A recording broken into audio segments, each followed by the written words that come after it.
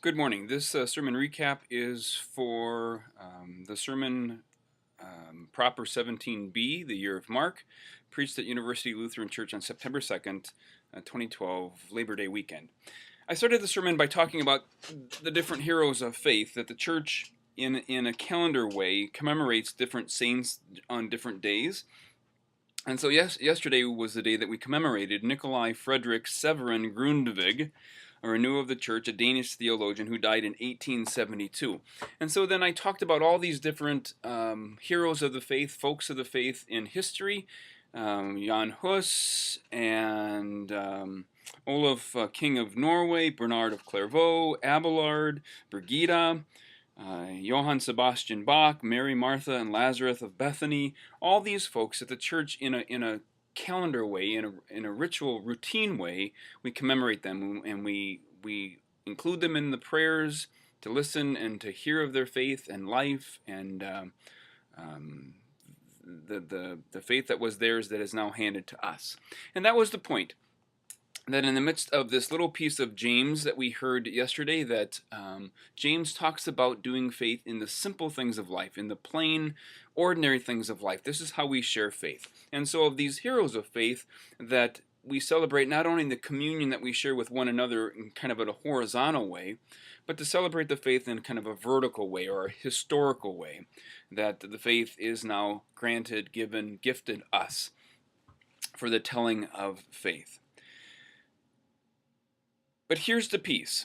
To tell it in such a way, not only God's story, not only our story, but to tell the story of God and us together and the communion that is the saints in a way that the listener, especially here in this place, the college students are returning now.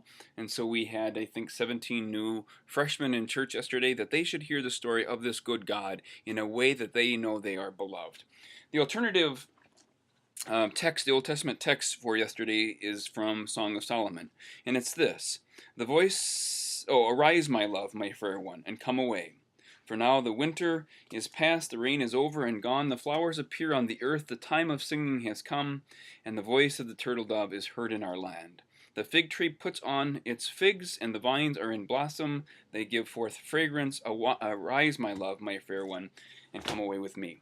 I had a wedding a week ago Saturday, and that was the exact same text, because the wedding was done at a vineyard, a beautiful place, and so it was just too easy for me, having just done the wedding in a vineyard, and then to have this exact same text from the Song of Solomon in front of us in the semi-continuous reading, not to play with it. So here's what I did for the wedding. Since we were in this beautiful vineyard, it was a beautiful place amongst the vines, amongst the rolling hills of corn and beans and wooded trees and forest. I wanted to pull that image of vineyard forward, and so I told the story out of Luke 13. Now, as I say this, you should know that Rob Bell, the theologian, does the exact same thing. In fact, this is where I got the idea from his book Love Wins. He does the exact same thing out of Luke 15 in the story of the prodigal son. But in Luke 13, Jesus tells this very simple story, that there was this man who had a vineyard, and in the vineyard he planted a fig tree, and coming looking for fruit and finding none, he says to the gardener, cut it down. The gardener says, wait. And this one who is far more familiar, intimate with the fig tree, says, no, let's wait. I'll tend to it kindly, carefully. I'll dig around it. I'll put some fertilizer, manure around it, and then we'll see if next year, if it doesn't bear fruit. If not, he says, we'll deal with it. And the simple point being that these two fellows, these two different gents, look at the exact same tree and tell two different stories.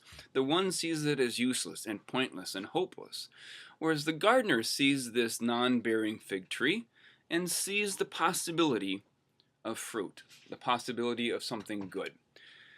And so, simply to say that the poem of Song of Solomon, that I said to the groom, that in the midst of all the tasks that the groom has in his life now, his number one task is to tell the story of his bride. Not only about her to other people, but even to her, that she should hear her own story told by him and know that she's beautiful, to know that she's beloved. Arise, my beloved, and come with me. It's not a matter of possession.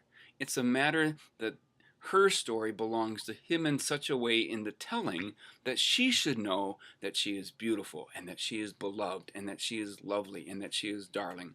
The same thing for the bride, that she becomes this space, this place that the husband should know in the midst of all the stories that are told about him by the world and by work and by others, that she is the place that tells the story of him in a way that he should know that he is beloved, that he is loved.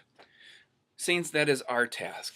Again, especially in this particular place, that we tell the story of God to incoming students in the midst of hopes and dreams and fears and possibilities and devastations, that we tell the story of God, of a good and gracious God who's in the midst of all those things, found in all those things, accessible in all those things, but we tell that story in such a way that the student, that each of us know that we are beloved of this God, that we are sought after of this Christ, that we are lovely to this God who comes to save and to seek and to have us for his own, for God's own. I ended the sermon talking about this Grundtvig fellow, that when he began preaching after his very first sermon, he was censured and had to wait another year to be ordained. After he was ordained, he preached with his father for another 2 years, didn't receive a call for 7 years, and then there was a controversy that he was dismissed, and he preached the rest of his life, some 30 years, to a home for older women.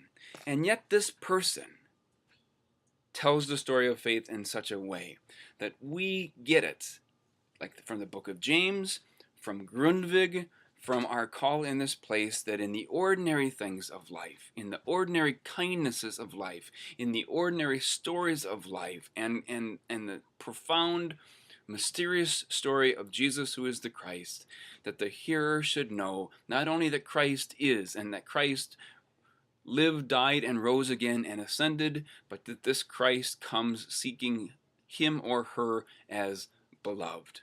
That's our task. That's our storytelling. That's what we do here in this place.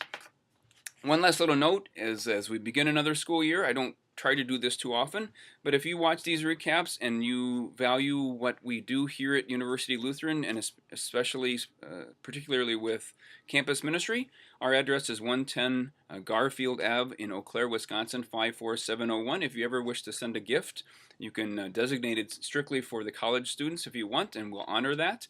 But know that we're glad that we have this ministry here in this place. We're glad that you listen and watch these, and that you are part of our ministry here. Blessings to you. Be well. Take care.